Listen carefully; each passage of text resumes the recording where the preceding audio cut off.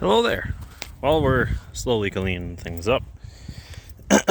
um, for you guys that don't know, this is an 81 Escort Wagon GL, and it's loaded. It doesn't have every option available, but it's got most of them. You can see the AC line, so there's air conditioning. You can see a speed controller, so it's got cruise control. There's an automatic transmission under there. And even in the back here, there's power steering pump. On top of that, also has sunroof. Again, you can see the AC. It has rear wiper and squirter. And even has the clock. So kind of the only couple things that's really missing to be complete is to check off every box on the options list is it doesn't have the GLX package. That would have extended bumpers, and it would have I don't remember. I know on my L these bumpers are a little shorter and they don't have as many designs on them. I don't think they have the bump stops on one side. So that's just the L, and that one, so that's an obvious difference. And then the GLs have this, and I thought the GLX had these slightly extended even more, but maybe these are it. But as you can see here, 81, so it only says Ford. There's also no blue ovals on this car. Escort GL. Rear seat does fold down. The rear seats are 81s. Tell because they have a unique stitching to them. 82 Ford, they kind of changed them some. Some of the designs were similar to these. It's kind of like a checkerboard thing, but where it is on the seat gets a little bit different. Yeah, but the only couple things that's missing is reaching GLX status, having interval wipers, full instrumentation, so that would have a tachometer on the left here, like EXPs do. Stereo. This only has mono. That's the only speaker in the car. Is the one next to the clock. And if it had premium sound, there'd be an additional amplifier, I think just over in here. And really that's about it. This one even has dual mirrors. And they're the sport mirrors, they're not the cheapy mirrors. These are the ones that have the adjustable joysticks on them. And it could use a locking glove box. But otherwise, yeah, full lower console with warning lights. Really cool stuff.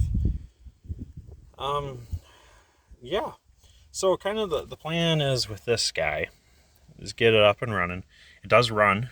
That's a good start, but it needs a fuel pump, and then all the general maintenance anything 40 years old would need before you take it out on the road for the first time. It's going to get that stuff. And then we'll be able to get it on the road and go from there. But I do have bigger plans for this car, being it's not perfect. It's got so much dash wear that I'm not exactly able to save that. So someday we will pull that out, paint it the correct red like it is on the lower half. Put it after fixing as many cracks as we can, and then reinstall it so that's nice. And then we got a little bit of work to do on the outside. The only rust on this entire car is this right here, and I'm confident that's from just the sunroof drain not draining. So it filled up inside this quarter panel, made a little bit of a hole here, and then it started draining again. And because of the leaking sunroof, someone decided to goop it. It's not the water that comes in between the glass and the top seal. It's the water that doesn't go down each of the hoses in the corners. That's the cause of that. Otherwise, body-wise, the only other things we got going on is we got a weird dent right here. I think it was like slashed by a trailer while someone was loading it or something like that. And then up front, I got bad corner markers, but I do have really nice originals to put back on. And then the lower chin spoiler thing was goofed up a little bit, but I got everything to make all that stuff perfect. But I have big aspirations for this guy. Problem is, like I said, it will never be perfect. Right now it's pretty nice. Oh, one thing I should mention, it doesn't have smoker windows. It's one of the remaining options this one did not get.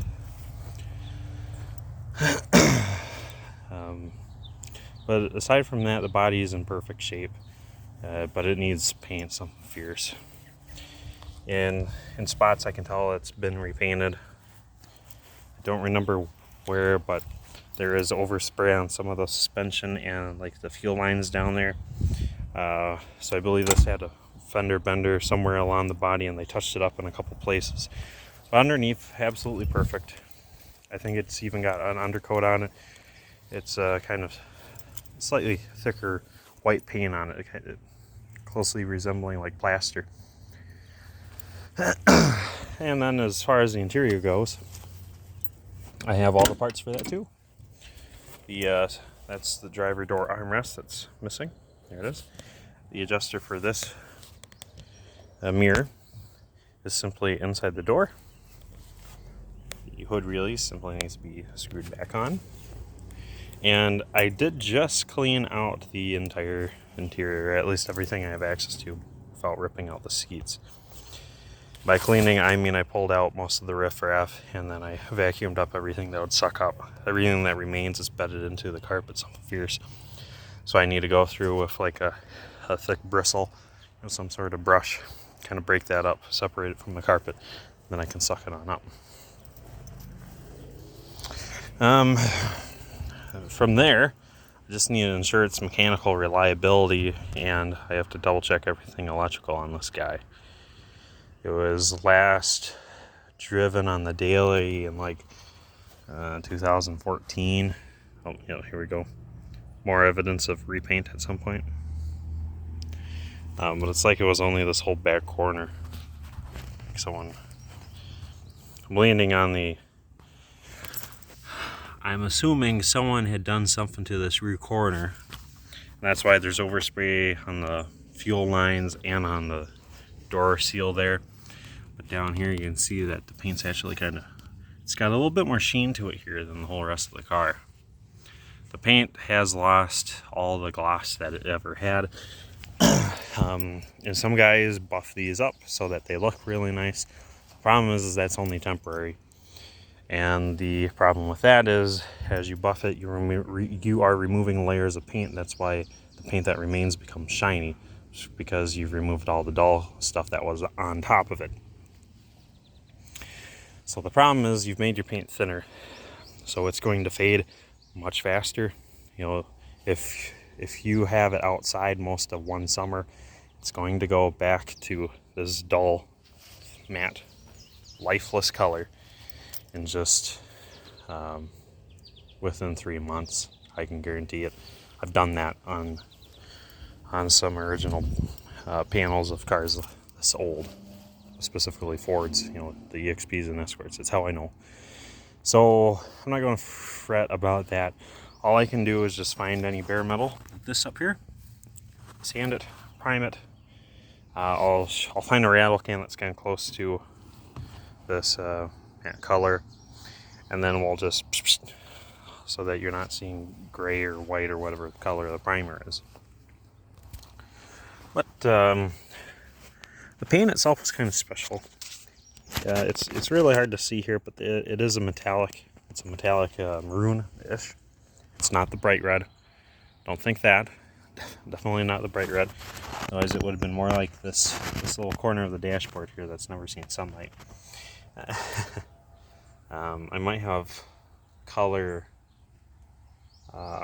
chips, sheets for these guys, but I gotta look and see. But When I drove it around, it does go through at least first and second fine. I don't think I've had it fast enough to get into reverse, but really not too concerned about that. This car will be getting a manual transmission sometime in its life, just because the autos, they're only 3 speeds, and top gear isn't. I think the top gear is only 1-to-1, so it's not even an overdrive. So these guys scream going down the highway. And the older automatic, so it doesn't get all that great for fuel economy, doesn't get all that great performance. So we're just going to cure all that in one go. Also will make maintenance underneath the hood a heck of a lot easier. Yes. Alright, that's kind of about all I got going on right now. But we're going to keep plugging away at it. When I have it up and running again, we're going to go through diagnostics and full system checks over this entire guy. And we'll have videos for that as we do them. Because there's a lot of things to check. And there's a lot of things to do just as casual maintenance. The leading one being pulling out every single one of these freaking electrical connectors, applying new dielectric grease, and then popping them back on. Same is said about all the vacuum lines. Make sure that every single rubber piece shows no checking, no cracks anywhere. Replace the ones that do, and then carry on. Booster is looking a little worse for wear, just on the outside. So when I have to check the brakes, I know a couple lines are getting a little thin, so got to replace those. And while I'm at it, that will probably be the time we do the booster, and that might even be at the same time that we do the transmission swap, because I have to do the transmission swap, you have to remove the entire bracket or pedal assembly, and that's all on a big thin steel bracket that you simply unbolt and it moves away. When you do that, that's the perfect time to change out things like your booster. So we'll probably do that at that point, and then there'll also be the time whenever the tranny comes out, the engine will also be coming out for fresh gaskets, from the valve cover all the way down to the oil pan and seals, new bearings, and new rings even, and it all go back in there. We got loads of other things to check. You make sure that cruise control is working, AC is working, power steering I believe works fine. It turns real nice while it runs, but that might get a manual rack conversion someday, because the power steering in these is unnecessary. I don't know why everyone freaks out about having it,